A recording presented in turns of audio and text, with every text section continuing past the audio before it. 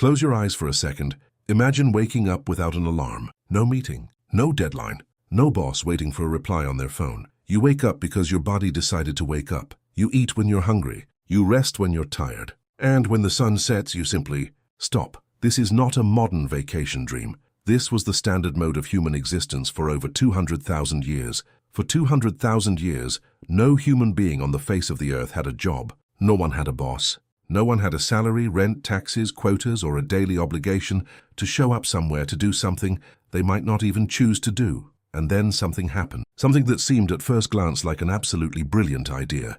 A discovery that promised more food, more security, a brighter future. But unbeknownst to anyone, it was the first time in history that a human being looked at the ground, planted a seed there, and unconsciously signed humanity's first employment contract. And since that day, we've never stopped. If this topic interests you, subscribe now. This channel exists to ask questions that most people avoid. You are about to understand how humanity traded 200,000 years of freedom for something we call civilization. And in the end, you will wonder if it was a good deal. 12,000 years ago, in a region we now call the Middle East, a human being anatomically identical to you was alive. Same brain, same intelligence, same emotional capacity. He wasn't primitive in the sense that the word suggests.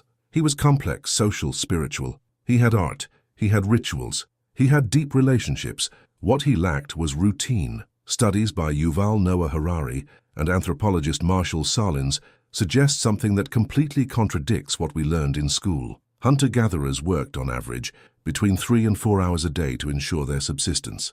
The rest of the time was dedicated to rest, socialization, and play. Sahlins even went so far as to call the hunter-gatherers the first society of abundance, not because they had a lot, but because they desired little, and what little they needed, they obtained with relative ease.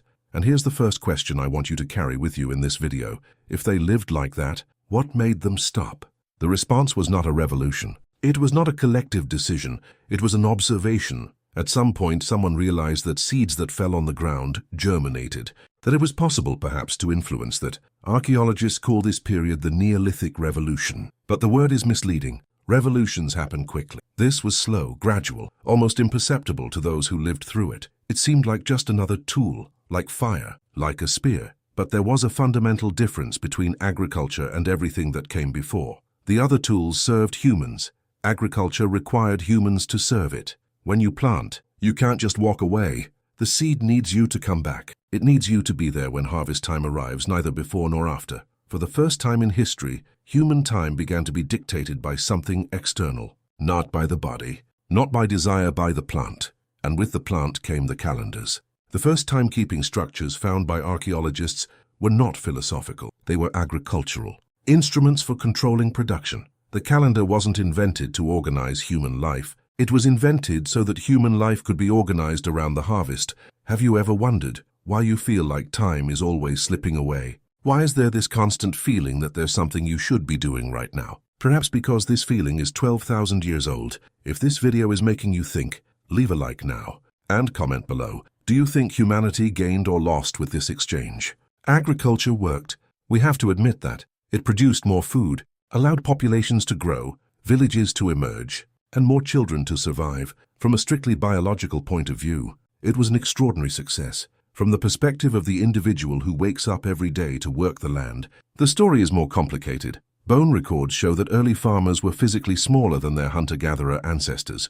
They suffered from more infectious diseases, less varied diets, and repetitive injuries to their knees, spine, and shoulders. Archaeologist Mark Cohen, after analyzing hundreds of skeletons from the transition period, came to a famous conclusion. Agriculture may have been good for the species, but it was terrible for most individuals. And even so, once it started, there was no going back, because she created something that the life of a hunter had never created. It created a surplus. When you produce more food than you can eat, a question arises that had never existed in the previous 200,000 years of human existence. What to do with what's left over? This question seems simple, but it is perhaps the most explosive question a human being has ever asked, because the answer created property. It created hierarchy. It created power. It created inequality. It created rulers. It created taxes. It created armies. It created bureaucracy. And it created, for the first time in history, the idea that there are people whose job is to work and people whose job is to manage the work of others. Hunter-gatherers had no functional concept of private property over fundamental resources. The land, the animals, the water, they belonged to the group. To the world, nobody had the deer that was running through the forest, but the wheat inside the barn. Someone planted that wheat. Someone watered it. Someone waited months for the harvest. And that person felt that it was your. This is where private property is born, not as a philosophical concept, but as a visceral feeling that the fruit of your prolonged effort belongs to you. Where there is property, there is a border. Where there is a border, there is conflict. And where there is conflict, there is a need for someone to resolve it. Archaeologists have found evidence of this process at Göbekli Tepe in Turkey, a monumental structure built 11,000 years ago. To build it, you need to feed hundreds of workers for months, and for that, you need agricultural surplus. Monumentalism and agriculture may have created each other in a spiral that made a return to nomadic life progressively impossible. It wasn't a choice. It was a chain of consequences where each link made the previous one irreversible. And within this current, the first formal divisions of labor emerge. Someone needs to guard the granaries. Someone needs to resolve disputes. Someone needs to coordinate when to plant and when to harvest. Someone needs to negotiate with the village on the other side of the river. The idea arises that there are jobs that tire the body and jobs that control the mind, and that the latter, curiously, always end up controlling the former. The earliest Mesopotamian cities already show, in their cuneiform records, a complex social stratification. Scribes, priests, administrators, soldiers, artisans, and at the base, the agricultural workers. And the oldest records of writing that we know of, clay tablets over 5,000 years old, are not poetry. They are not philosophy. These are lists of workers, records of rations distributed, controls for the entry and exit of grains. Writing, one of the greatest achievements of the human mind, originated as a human resources management tool. The first text in history is essentially a spreadsheet. Everything we've described so far is not a thing of the past. All of this is the present. The alarm that wakes you up tomorrow is the agricultural calendar with a different interface. The salary you receive is the grain that the temple distributed to its workers. Your employment contract is the legal formalization of a relationship that has existed for 12,000 years. But before I finish, I need to warn you about an easy trap to fall into, the trap of primitive nostalgia. The temptation to hear all this and conclude, then we should go back to being hunter-gatherers. No, the hunter's freedom was real, but it was a freedom without a safety net, with devastating infant mortality, with untreated infections, with famine that was not the exception. It was seasonal. It's not about choosing between two worlds like products on a shelf. It's about understanding what was exchanged, consciously, honestly, without illusions in either direction. Civilization has given us medicine, philosophy, science, literature. It has given us the possibility for a 21st century human being to access the accumulated thought of 50 generations.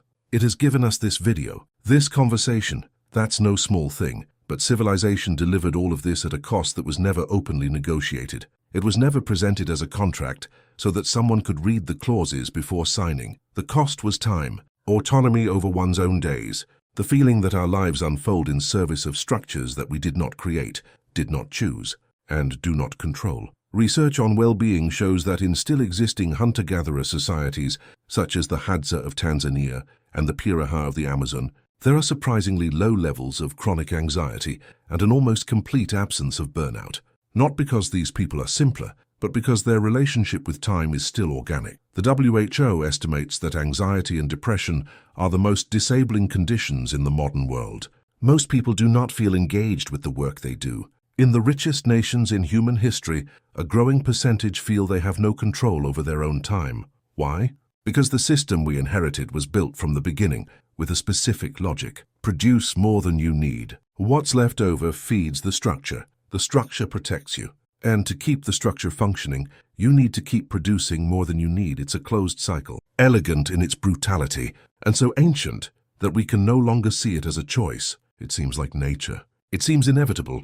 But things aren't always how they were. For 200,000 years, humankind lived outside of this cycle. If the structure we call work, obligation, routine, is a historical construct with an identifiable birth date, with traceable causes, then she can be questioned, not necessarily abandoned, but questioned, and perhaps modified, because history is happening now, with you as an active character, not just a spectator, and characters who understand the story of the play they're acting in have something that others don't. They have perspective. That human being from 12,000 years ago, the one who stood before the field, who saw the seed germinate and decided to stay. He didn't know what he was starting. There was no way to know that that silent gesture would reverberate for 12 millennia and reach an alarm ringing on a Monday morning in the 21st century. He was just trying to secure food for his family, just like you, in some way, are doing the same thing. The difference is that you have something he didn't have. You know this story exists, and knowing that the cage was built is the first step in consciously deciding what to do with this.